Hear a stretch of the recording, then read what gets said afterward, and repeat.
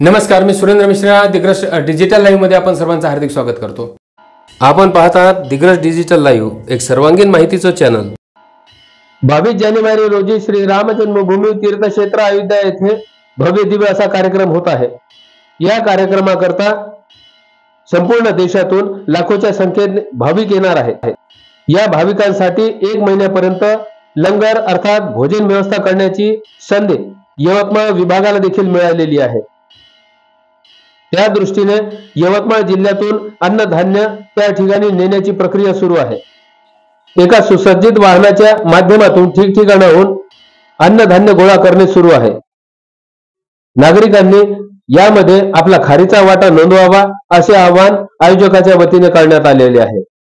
सर्व माता बंधू भगिनींना जय श्रीराम. आपल्या सगळ्यांना माहिती आहे की येत्या 22 जानेवारी 2024 अयोध्येला प्रभू श्री रामचंद्रांच्या मूर्तीची प्राणप्रतिष्ठा आणि मंदिराचं भव्य उद्घाटन होणार आहे. या सोहळ्यासाठी जगभरातून लाखो भाविक भक्त, साधू संत, महंत हे सगळे प्रभू श्री रामचंद्रांच्या दर्शनासाठी येणार आहेत. आणि आपल्या यवतमाळ जिल्ह्याचं खरंच भाग्य आहे की या सगळ्या रामभक्तांचे भोजनाची व्यवस्था करण्याची जबाबदारी ही आपल्याला मिळालेली आहे.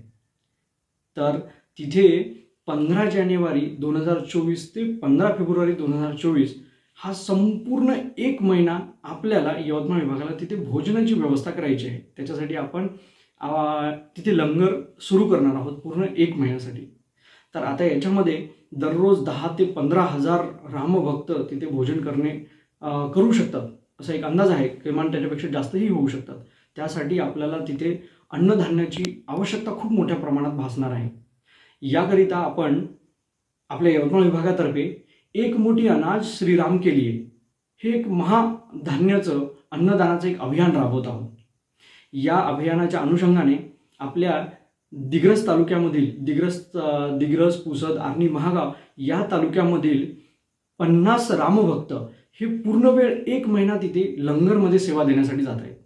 आता सगळ्यांना तिथे जाणं शक्य नाही, परंतु आपण या महाअभियान जो आपण अन्नदानाचा अभियान आता राबवत आहोत याच्या माध्यमातून आपण आपली तिथे सेवा देऊ शकतो. तर आपल्या गावामध्ये आता या महाअन्नदानाचा जो अभियान आहे याच्यासाठी रथ येणार आहेत. तर या रथामध्ये आपण यथाशक्ती जेवढं शक्य असेल तेवढं आपण त्याच्यामध्ये अन्नधान्याचं दान करायचं आहे, जेणेकरून आपला सुद्धा त्याच्यामध्ये एक मोलाचा वाटा असेल आणि ते अन्नधान्य तिथे महाप्रसादामध्ये जाईल. जसं प्रभू श्री रामचंद्रांचा रामसेतू बांधण्यात आला त्यावेळेसी अगदी छोट्याशा खारुताईने जसा आपला मोलाचा सहभाग त्या रामसेतू बांधण्यामध्ये नोंदवला होता, अगदी तसाच सहभाग आपल्याला या महाअन्नदानामध्ये सुद्धा नोंदवायचा आहे. आणि आपल्या सगळ्यांचे सहकार्य हा आपल्याला नक्कीच मिळतील अशी अपेक्षा बाळगतो.